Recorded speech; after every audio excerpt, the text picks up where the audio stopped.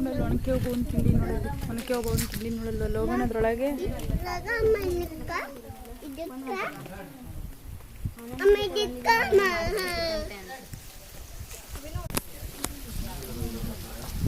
ಬೇಡ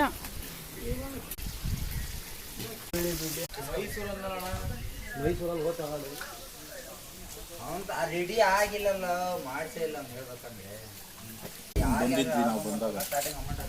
ಇದ್ರೊಳಗ ಇವಾಗ ನಾನು ಅದನ್ನ ನಂಬಿ ನಿನ್ನ ಹತ್ರ ಅಮೌಂಟ್ ಹಾಕೋಣ ಅಂತಂದ್ರೆ ಅಮೌಂಟ್ ಇದ್ರೊಳಗೆ ಬರ್ಬೋದು ನಿಮ್ಮ ಬಟ್ಟೆ ನೆನಿತಾವೆ